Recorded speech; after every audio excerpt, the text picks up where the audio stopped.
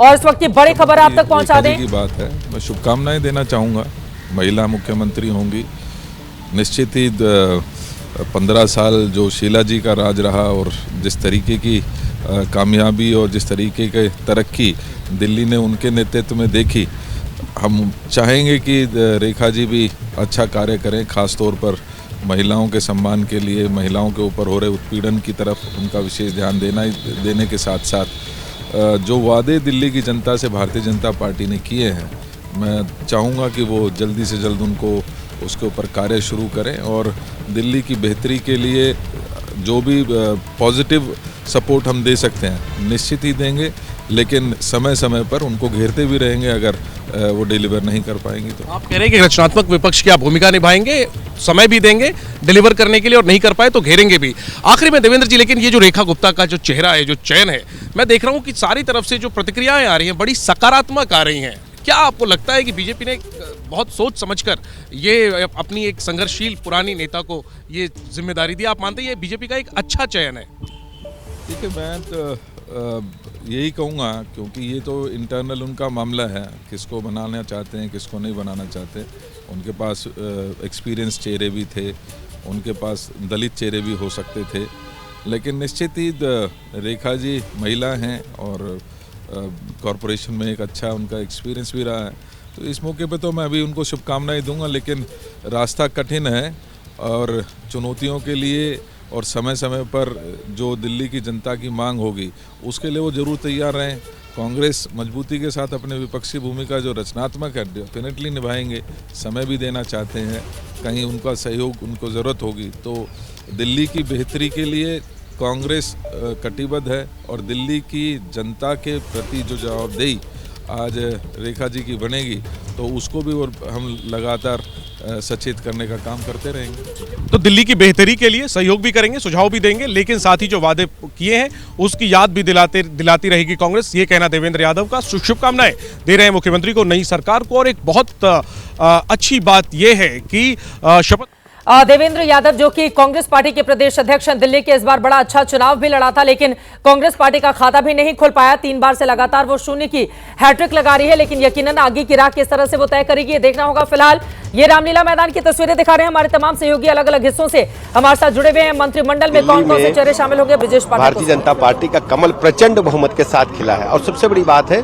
हमारी बहन रेखा गुप्ता जी को कमान दी गई है। मुझे रेखा गुप्ता जी का जैसे ही नाम आया पूरे दिल्ली में खुशी की लहर दौड़ गई और पूरे देश में महिलाओं को मैं कह सकता हूं कि आदरणीय प्रधानमंत्री जी ने बड़ा सम्मान देने का काम किया है। जब मोदी जी जैसा कहते हैं वैसा करते हैं। दिल्ली प्रदेश की आम जनता का बहुत बहुत अभिनंदन। महसूस हो रहा है कि दिल्ली में कलयुग की समाप्त हो गई, सतयुग आ रहा है। बहुत बहुत आभार, अभिनंदन दिल्ली की जनता का। बीजेपी की सरकार अब बन रही है, आप पार्टी पे इतने करप्शन की चार्जेस से कैबिनेट बनते ही पहला क्या आपको करेंगे? देखिए, आप वेट करिए और दिल्ली की जनता का एक एक पाई का हिसाब भारतीय जनता पार्टी की सरकार जारी रेखा जी के नेतृत्व में जो बनने जा रही है वो लेगी और देगी भी। डिप्टी सीएम उत्तर प्रदेश के ब्रजेश पाठक को आप सुन रहे थे। उन्होंने कहा है कि कलयुग दिल्ली से खत्म हो गया, सतयुग की शुरुआत होने जा रही है और जिस तरह का चेहरा भारतीय जनता पार्टी की ओर से सामने रखा गया है, महिलाओं को सम्मान देने का काम एकमात्र पार्टी बीजेपी ही करती है। फिलहाल इस वक्त की तस्वीरें आपको दिखा रहे हैं, ढोल नगाड़े इस वक्त बज रहे हैं रामलीला मैदान में और आज का दिन भारतीय जनता पार्टी के लिए, इस पार्टी के लिए इसलिए बेहद खास है क्योंकि 26 सालों के बाद यहां पर बीजेपी सत्तासीन होने जा रही है, जिसकी तैयारी कई बार तो की गई लेकिन हर बार उसको मात खाना पड़ा। लेकिन इस बार आप जरा सोचिए, 2014 से जब से राष्ट्रीय पटल पर प्रधानमंत्री नरेंद्र मोदी आते हैं तब से तमाम राज्य बीजेपी जीत लेती है। उत्तर प्रदेश जैसे राज्य में 2-2 बार वो सत्तासीन हो जाती है, लेकिन दिल्ली में उसका सूखा लगातार बना रहता है। और ये कुछ खास तरह का ढोल मुझे दिखाई दे रहा है प्रफुल्ल। आमतौर पर उत्तर पूर्व में शायद इस तरह के ढोल बजाए जाते हैं, अगर मैं सही हूं तो। ये मेरे ख्याल से दक्षिण राज्य से आते हैं। हाँ। और एक चीज बस बताना यहाँ पे ये था कि 2012 में दिल्ली में बीजेपी ने अपनी जो चुनाव की शुरुआत है वो रामलीला मैदान से ही एक अधिवेशन से की थी 2013 के लिए, लेकिन 2013 का वो चुनाव वो कभी जीत नहीं पाया और उसी जगह पर हर्षवर्धन गए थे बतौर मेहमान बनकर अरविंद केजरीवाल की शपथ ग्रहण। लेकिन आज अरविंद केजरीवाल आएंगे या नहीं आएंगे ये बड़ा सवाल बना हुआ है। या सिर्फ आतिशी पूर्व सीएम वही यहां पर मौजूद आपको दिखाई देंगी। अरविंद केजरीवाल बहुत और रामलीला मैदान पहुंच चुके हैं। रेखा गुप्ता इस वक्त की बड़ी खबर आपको दे दें, ये तस्वीरें आपके सामने हैं, रामलीला मैदान से लाइव तस्वीरें दिखा रहे हैं, जय श्री राम के नारे लग रहे हैं। रेखा गुप्ता भावी मुख्यमंत्री राजधानी दिल्ली की इस वक्त पहुंच चुके हैं, जिनके ऊपर ये दारोमदार बड़ी जिम्मेदारी भारतीय जनता पार्टी की ओर से सौंपी गई है। शालीमार बाग की विधायक हैं रेखा गुप्ता। आपको बताते चले, इसके पहले साहिब सिंह वर्मा भी जब बीजेपी से मुख्यमंत्री बने थे, शालीमार बाग से ही वो भी चुनकर गए थे। आपको बताते चले, चौथी महिला सीएम के तौर पर शपथ लेने जा रही हैं रेखा गुप्ता, और ये भी अपने आप में बेहद दिलचस्प है। खासतौर से दिल्ली की अगर हम बात करें, दिलचस्प संयोग है कि देश में सबसे ज्यादा महिला सीएम देने वाली दिल्ली की नई लोकसभा क्षेत्र में पहला एमपी तक महिला को उसने नई दिल्ली में चुना था। सुचेता कृपलानी नई दिल्ली से 1952 में सांसद बनी थी और 1963 में देश की पहली महिला मुख्यमंत्री बनने का सौभाग्य उनको प्राप्त हुआ था। तो महिलाओं को लेकर ये जो राजधानी देश की है, ये बहुत कृपा बरसाती रही है, क्योंकि दिल्ली में अब आज शपथ ग्रहण समारोह के साथ ही रेखा गुप्ता एक नया इतिहास रचेंगी। चौथी ऐसी महिला मुख्यमंत्री के तौर पर वो शपथ लेने जा रही हैं जो महिलाओं का प्रतिनिधित्व करेंगी, और पूरे देश में दिल्ली एकमात्र ऐसा राज्य होगा, आपको बताते चले, कि जो 4 महिला मुख्यमंत्री देने का सौभाग्य जिसको प्राप्त होगा।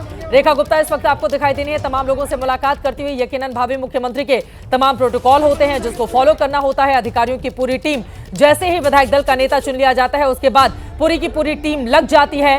उनके एक एक मिनट को यहाँ पर काउंट किया जाता है, बकायदा उसकी रूपरेखा तय की जाती है, उनसे डिस्कशन किया जाता है, कब कहाँ किस रूप में वो पहुंचेंगे, किन लोगों से मुलाकात करेंगे, बहुत सारी ऐसी चीजें जिसको एक एक करके वहां पर बनाया जाता है। फिलहाल अधिकारी कुछ वहां पर खड़े हुए हैं, कुछ उनके परिवार के लोग हैं, उनसे मुलाकात करती हुई रेखा गुप्ता के ऊपर सभी की निगाहें। आपको बताते चले कि अब तक देश में 18 महिला मुख्यमंत्री बनने का सौभाग्य मिला है। आज रेखा गुप्ता के शपथ ग्रहण के साथ ही राजधानी दिल्ली में वो चौथी महिला सीएम के तौर पर शपथ लेती हुई दिखाई देंगी। और मौजूदा वक्त में आपको बताते चले, भारतीय जनता पार्टी ने किसी भी दूसरे राज्य में महिला सीएम नहीं दिया था। एकमात्र पश्चिम बंगाल के मुख्यमंत्री ममता बनर्जी ही बहुत लंबे समय से वहां पर टिकी हुई हैं, और ऐसे में महिलाओं के वोट को अपने पाले में लाने के लिए रेखा गुप्ता के जरिए वैश्य समाज को भी साधने के लिए, क्योंकि बड़ा वैश्य समाज टूटकर अरविंद केजरीवाल के खाते में चला गया था।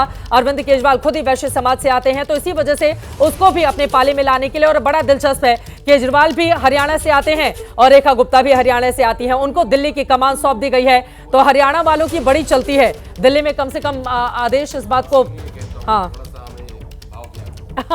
थोड़ा ज्यादा मौका दिया करें। ये जो एंकर बीच बीच में लगातार टोक देती हैं और ज्यादा बोलने नहीं देती हैं। हमें बोलने दीजिए, हमारी अपनी बात रखने दीजिए। हरियाणा के लोग जो है दिल्ली में बहुत स्पेशल है, दिल्ली में बहुत स्पेशल है। मुख्यमंत्री दे दिए देखिए, और दिल्ली ना महिलाओं के लिहाज से मतलब आपके लिए भी मतलब शुभ है, दिल्ली हमेशा महिला मुख्यमंत्री बनाती है। अरे मैं तो लीड ही कर रही हूँ स्टूडियो में, और कितना शुभ करवाएंगे मेरे लिए। मैं मुख्यमंत्री की बात कर रहा था। मैं भी यही कह रहा हूँ, हरियाणा के हमारे साथ मनोज्ञा हमारे साथ जुड़ी हुई है। मनोज्ञा के पास हम आपको लेकर चलेंगे। आपको बताते चले, थोड़ी देर में मुख्यमंत्री पद की शपथ की शुरुआत हो जाएगी। 11:20 हो रहे हैं। इस वक्त भावी सीएम पहुंच चुकी हैं रेखा गुप्ता, 50 साल जिनकी उम्र, दिल्ली में पढ़ाई लिखाई की, हरियाणा से उनकी जड़ें लगातार जुड़ी रही हैं, और अब दिल्ली की चौथी महिला मुख्यमंत्री के तौर पर शपथ ग्रहण करती हुई थोड़ी देर में आपको दिखाई देंगी। लगातार हर एक जानकारी ग्राउंड जीरो से हमारे तमाम सहयोगी आप तक पहुंचाते रहेंगे। दुनिया बदल रही है और ये भारत के लिए ला रही है इन्फिनिट अवसर, जिसे हम कहते हैं मिनट इन्फिनिट। आइए आइडियाज ऑफ इंडिया के मंच पर समझे इसी मिनट इन्फिनिट को 21 और 22 फरवरी abplive.com पर।